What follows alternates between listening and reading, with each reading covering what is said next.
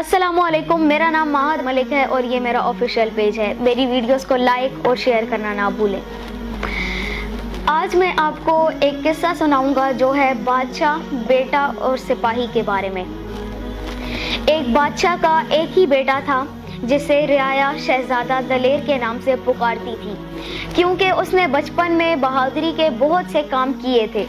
जब वो 10 साल का था तो बादशाह ने इसे तालीम हासिल करने के लिए एक उस्ताद के पास भेज दिया।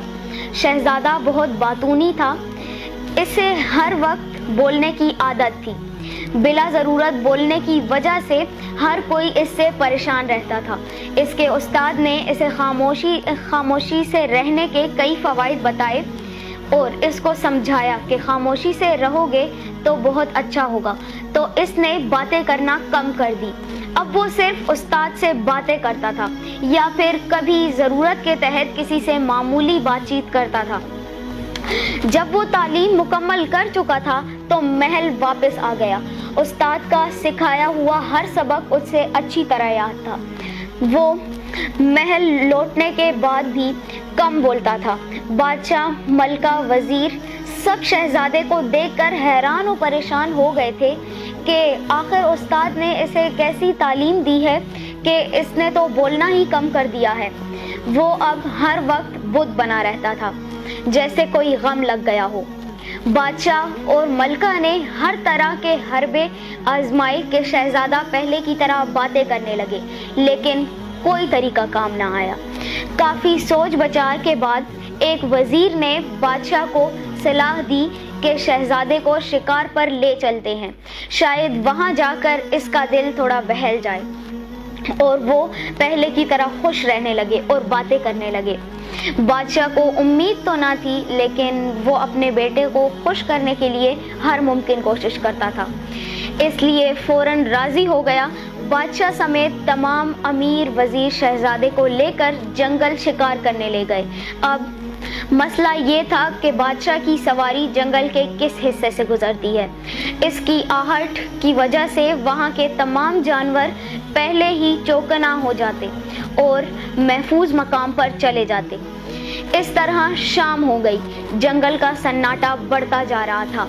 दिन भर घूमने के बाद भी कोई शिकार हाथ ना आया तो वजीर को ख्याल आया कि अगर खाली हाथ लौटे तो लोग बातें बनाएंगे कि बादशाह, शहजादा, वजीर सब मिलकर गए और एक शिकार तक ना कर सके। अभी वो इसी सोचों में गुम था कि सुनसान जंगल में करीबी झाड़ियों से उल्लू की आवाज़ें आना शुरू हो गई। हर किसी की तवज्जो उसी जानिब थी। वजीर ने सोचा, कुछ ना होने से बेहतर है कुछ हो ही जाए, और अगर इतना बड़ा जानवर नहीं तो छोटा ही सही और उल्लू ही सही। जिस जानिब से आवाज़ आई उस जानिब उसने बंदूक से फायर कर दिया। बंदूक से निकली गोली आन की आन में उल्लू की जान ले गई। शहजादा उल्लू की हालत देखकर कहने लगा, बेचारा बोला और मारा गया, अगर खामोश रहता तो बच जाता।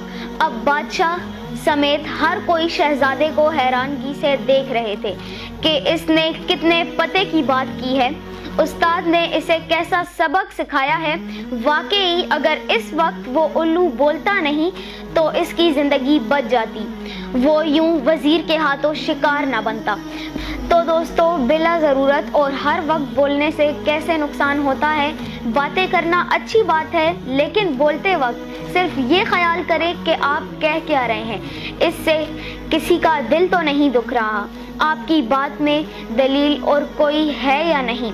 बाज़ औक़ात हमें हमारा कहा हुआ मंतक ही लौट कर हमारे पास आ जाता है। इसीलिए तो कहते हैं कम बोलना और समझदारी की बात करना अक्लमंदों की निशानी है। अगर मेरी ये वीडियो पसंद आए तो लाइक और शेयर करना ना भूलें। शुक्रिया।